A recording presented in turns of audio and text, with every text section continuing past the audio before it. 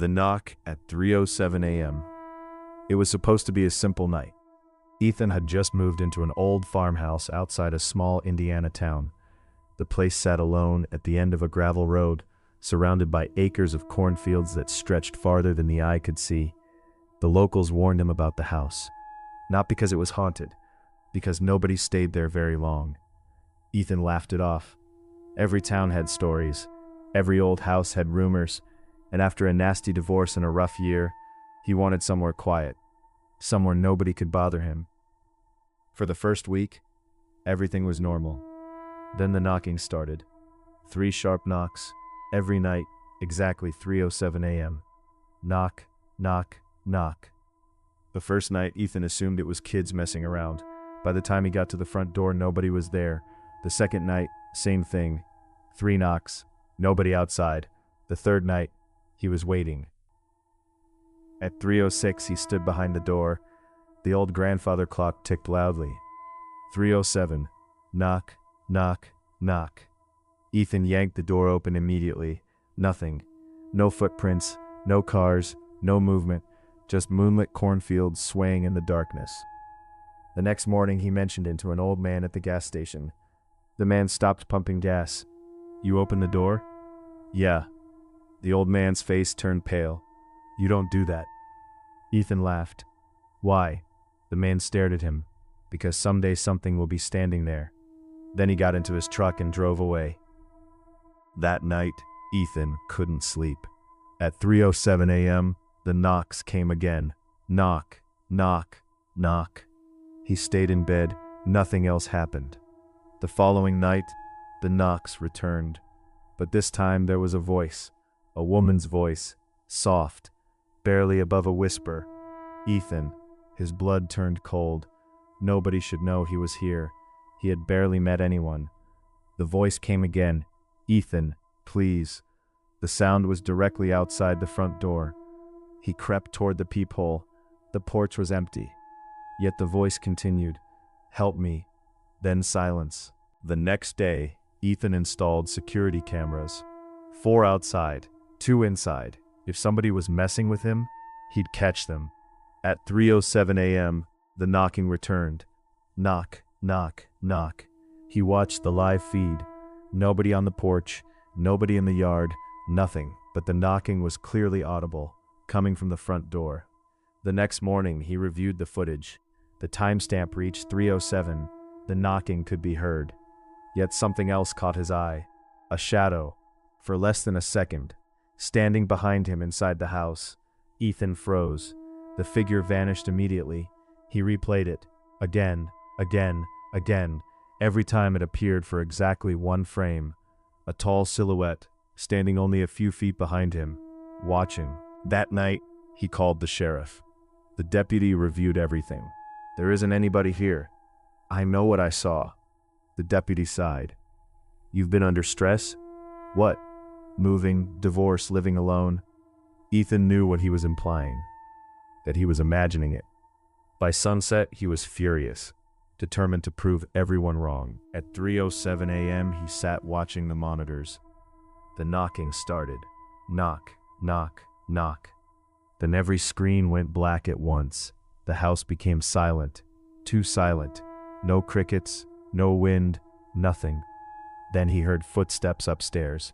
Slow, heavy, walking across the floor. But Ethan lived alone. The footsteps stopped above him. A few seconds later, a single loud thud shook the ceiling. Then another, like something was crawling, toward the attic access, toward the pull-down ladder, directly above where he sat. The attic door slowly creaked open. Ethan grabbed a flashlight. Every instinct told him to run. Instead, he climbed the ladder. The attic was empty, or so it appeared. Dust covered everything. Old boxes lined the walls. Then his flashlight found a small wooden chest. Locked. Ancient. He forced it open. Inside were dozens of photographs. Every single one showed former owners of the farmhouse. Families, couples, children. All smiling, all standing on the front porch.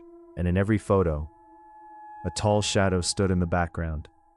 The same silhouette from his security footage. The oldest photo dated back to 1932. The newest? 3 years ago.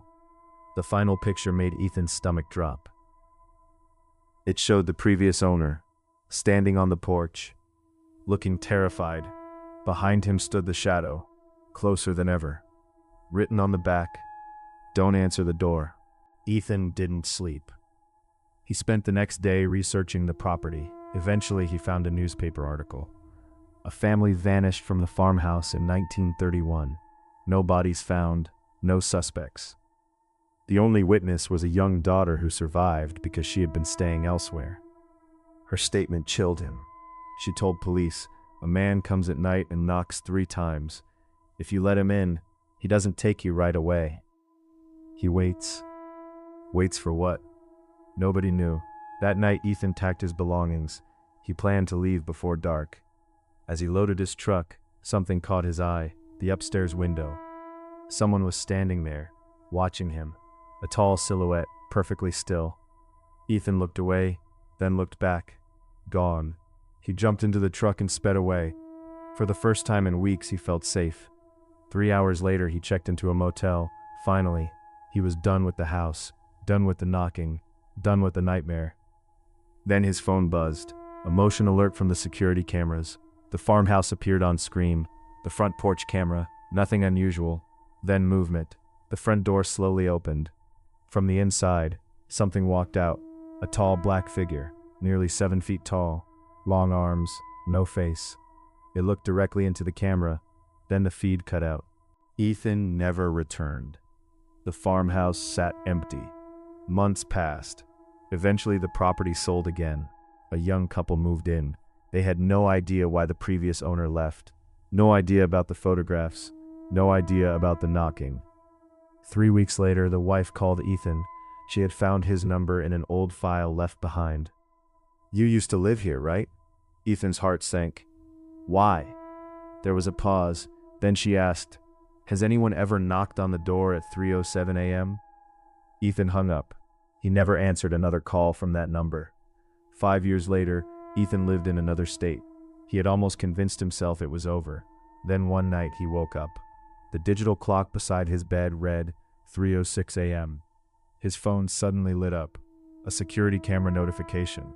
But he didn't own security cameras anymore. Confused, he opened the alert. A live video feed appeared. The farmhouse, the front porch, the house he hadn't seen in years.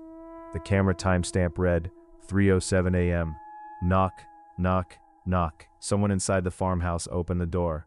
The screen froze, then slowly zoomed in, not on the porch, on the reflection in the glass. Standing behind the person who answered was Ethan, smiling. The feed ended. The next morning, police found Ethan's house empty. His wallet remained. His keys remained. His truck remained. Every belonging was untouched. He simply vanished, just like every owner before him. And if you ever find yourself awake at 3:07 a.m. and hear 3 knocks at your front door, don't answer, because whatever is outside isn't trying to get in. It's checking to see if you're still there.